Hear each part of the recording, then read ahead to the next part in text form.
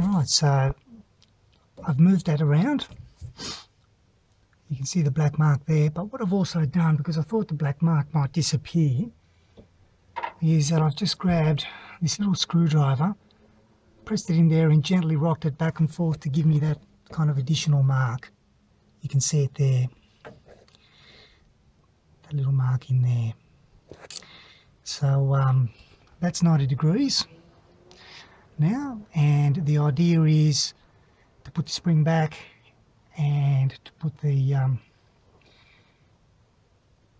this thing back. I keep forgetting these names.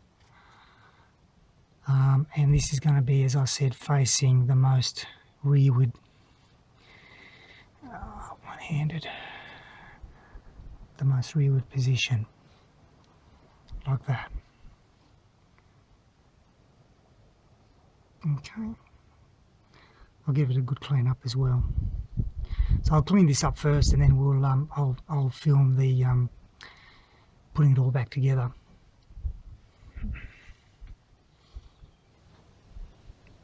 Alright, so I've cleaned this up, but I thought what I'll do is I'll quickly just run through a couple of things.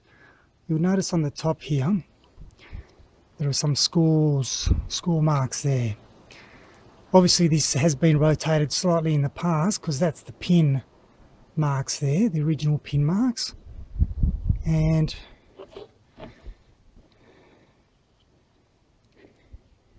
looks like it's actually been this pin mark right at the end here, this first one here. Don't know if you can see that one there.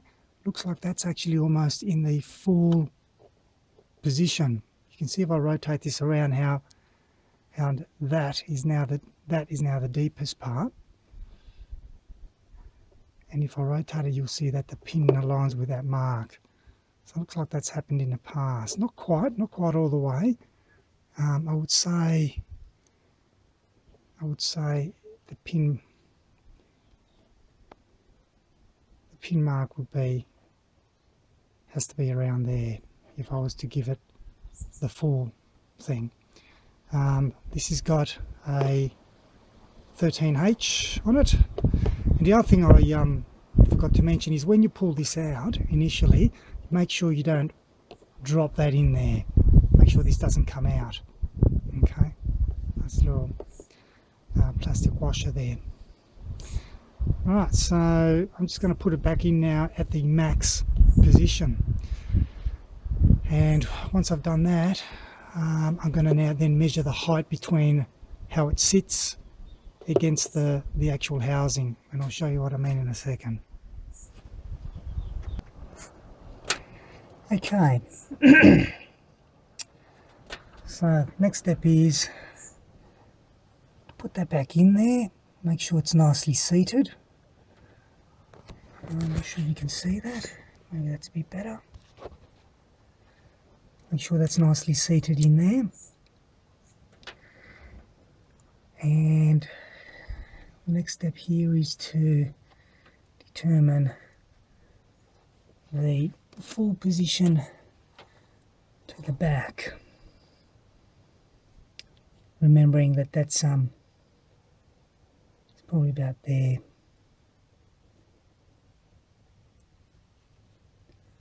Kind of hard to gauge at times. Yep, like that. That's how it's going to be. So remember that the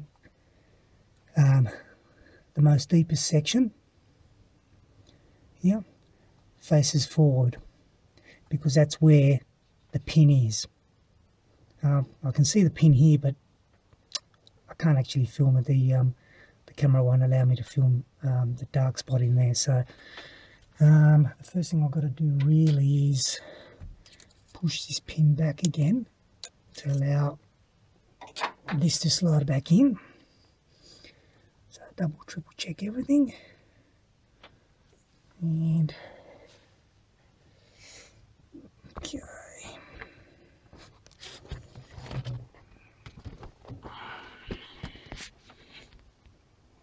So what I'm doing here is checking that. Now, my understanding is, well, that should be okay.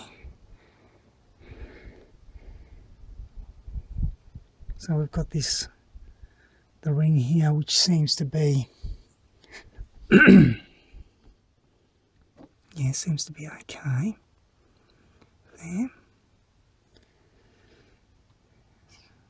Now, just because I just want to try this again, I'm just going to pull it out, because I think I just noticed something. Okay, do you remember this mark here, this punch mark? Looks like by having that at the 12 o'clock position, it looks like that's the deepest section of the cone, which means by putting that mark and that 12 o'clock position, if I twist it around, you'll see how that's actually on the deepest part, facing forward, this bit here. That's the shallow part, the other side's the deepest part. It's actually quite good. 12 o'clock position it is. Okay. Put that back in there. Alright, now to put the thing back together.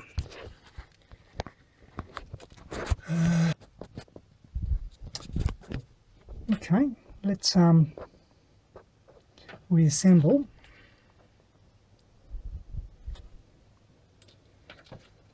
I just got to make sure that when this lies down on there, it's lying flat, it's actually sitting, so I'm not pinching it, if you know what I mean. I've got to make sure that it's seating nicely.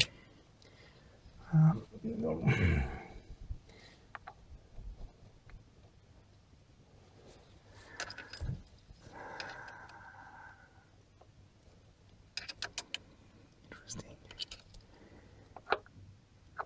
Let's flush there. Let's flush there.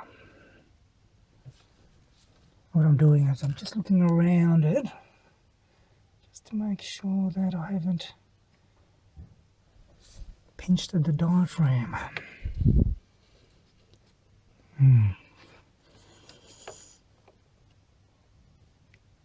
Oh, what I should also show you while I'm here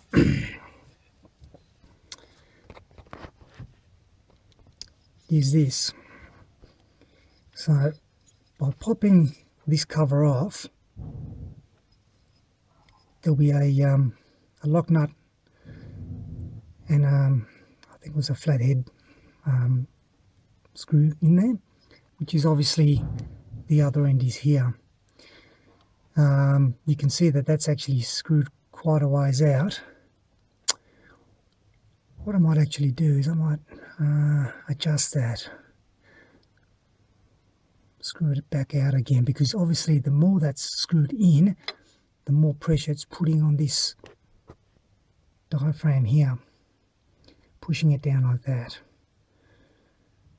And of course what happens there is it's pushing down the diaphragm. You can imagine inside the pin has more room to move, therefore it's giving you more fuel in the idle to takeoff type acceleration. So in other words, not engaging the turbo just yet.